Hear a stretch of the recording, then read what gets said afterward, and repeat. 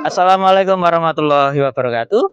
Ya, halo para kabulah, ketemu lagi di channel Napak Tilas Nusantara.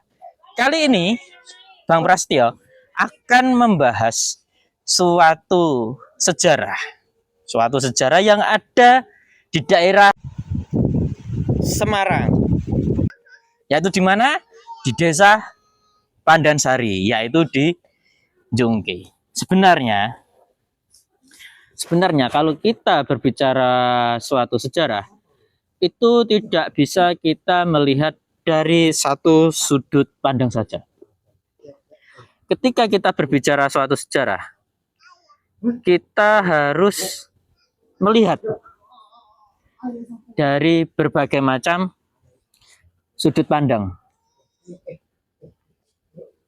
Karena sejarah itu seperti sebuah kubus yang terdapat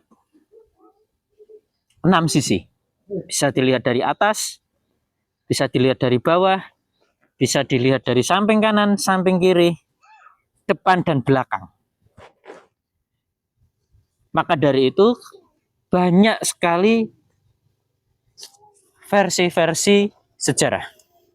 Ada juga yang mengatakan sejarah itu yang menulis adalah seorang pemanang atau seorang pemenang yang berhasil menulis sebuah sejarah.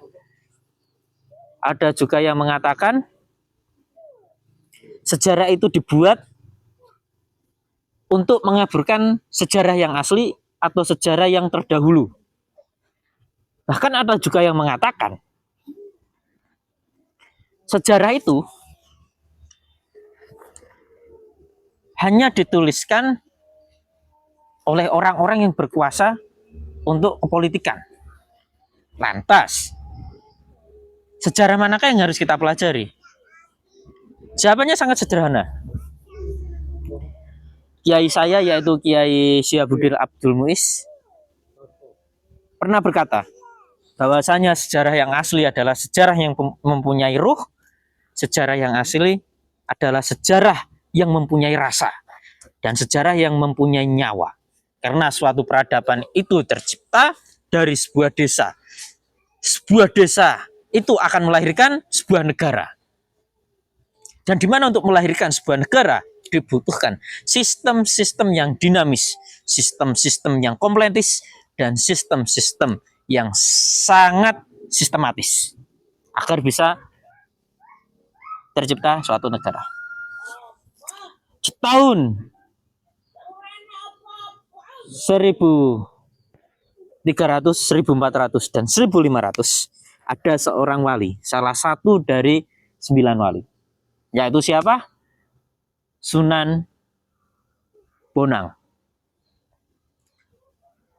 Kala itu Sunan Bonang adalah seorang wali yang tidak hanya kepandiannya untuk mensiarkan agama, yang tidak hanya kecerdasannya untuk mengajarkan agama Islam ke masyarakat Jawa, daerah Jawa pesisiran. Namun, banyak orang yang tidak ketahui bahwasanya Sunan Bonang juga seorang ahli metalogi. Beliau bisa menciptakan alat-alat gamelan, alat-alat musik dari berbagai macam perbatuan bahan-bahan metal. Sehingga setiap ketukan menghasilkan nada-nada yang mempunyai frekuensi-frekuensi yang bisa menstimulus gelombang otak kita untuk menjaga kesehatan saraf-saraf yang ada di otak kita. Jika saraf di otak aja sehat, maka peredaran darah pun akan lancar. Jika peredaran darah ke otak lancar, maka niscaya penyakit tidak akan datang. Nah, kepandian Sunan Bonang di metalogi ini diwariskan ke anak turunnya yang berasal dari Terboyo. Terboyo itu di mana sekarang? Yaitu menjadi Madiun. Pangeran Terboyo diberikan kekuasaan oleh Kesultanan Demak untuk memimpin sebuah daerah yang ada di Pleser Gunung Lawu. Yaitu tempatnya di mana? Di Madiun. Oke. Kemudian terjadilah suatu pernikahan antara Pangeran Terboyo dengan salah seorang pemain suri. Lahirlah seorang anak laki-laki yang tidak kalah hebatnya dengan kakeknya, yaitu Sunan Bonang, yang tidak kalah hebatnya dengan ayahnya. Anak tersebut bernama Wongsonoyo. Kemudian di akhir tahun 1500-an, tepatnya di awal tahun 1600, yaitu tahun 1590, lahirlah seorang anak laki-laki yang sangat pintar, yang sangat arif dan bijaksana, yaitu bernama Wongsonoyo. Siapakah Kiai Wongsonoyo? Kiai Wongsonoyo adalah anak dari Pangeran Kertoboyo.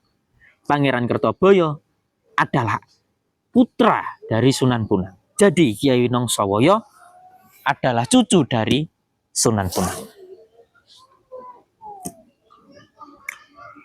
Di umurnya yang kurang lebih 15 tahun, Kiai Wongsonoyo diminta oleh gurunya untuk pergi di suatu daerah yang ada di Semarang. Pada saat itu Semarang masih bernama Bragota. Belum ada Semarang yang kita kenal saat ini, dan namanya masih Bragota.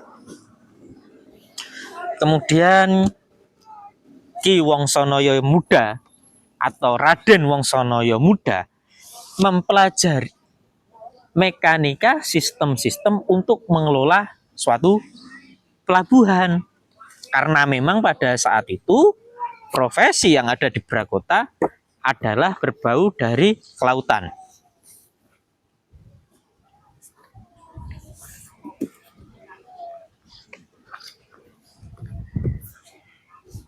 Menurut catatan Babad Bragota, dikatakan bahwasanya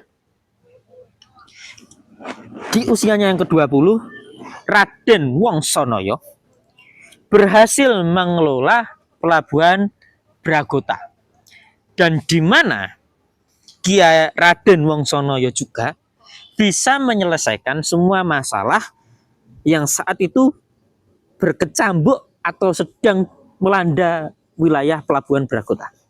Masalahnya meliputi pembunuhan, meliputi perampokan, dan lain sebagainya. Kenapa bisa terjadi perampokan? Karena pada saat itu pelabuhan Bragota adalah pelabuhan yang sangat besar dan salah satu pelabuhan terbesar yang ada di Jawa. Banyak bajak laut yang datang untuk mengambil alih pelabuhan tersebut. Tapi dengan adanya Raden Wongsonoyo yang bisa membuat prajurit-prajurit militer kelautan untuk memerangi bajak laut tersebut dan melahirkan kenyamanan, kemakmuran di pelabuhan Bragota tersebut. Di tahun 1635-an, Ki Wongsonoyo atau Raden Wongsonoyo Muda digelarilah sebagai Ki Ageng Jongke. Kenapa kok bisa digelari Ki Ageng Jongke? Karena pada dasarnya beliau dipercayai oleh pihak kerajaan Mataram sebagai pengelola wilayah pelabuhan atau pengelola wilayah pelabuhan. Nah, Jongke sendiri menurut catatan Babad Bragota yang ditulis tahun 1680 di era masa-masa awal kerajaan Kartasura, berarti tempat bersandarnya kapal-kapal perdagangan besar dari seluruh penjuru dunia di wilayah utara Jawa, yaitu di Pelabuhan Bragota. Jung yaitu kapal, dan ke artinya persandaran, yaitu persandaran kapal. Kemudian masih di tahun 1600 pertengahan, Ki Ageng Wangsonoyo mempunyai seorang anak. Setelah pernikahan dia mempunyai seorang anak yang tidak kalah hebatnya, tidak kalah kerennya, dan tidak kalah besar pengaruhnya. Yang anak tersebut dinamakan sebagai Kiai Bustoman. Bagaimana sejarah kisah Kiai Bustoman yang nantinya akan menjadi penengah pada saat perjanjian Giyanti 1755, akan menjadi orang yang menengahi pertingkian ada antara Raden Mas Said dan Mangkubumi, sehingga bisa menjalin perdamaian dua orang tersebut untuk melawan Belanda. Saksikan kisahnya di part 2. Salam Napak Tiras Nusantara.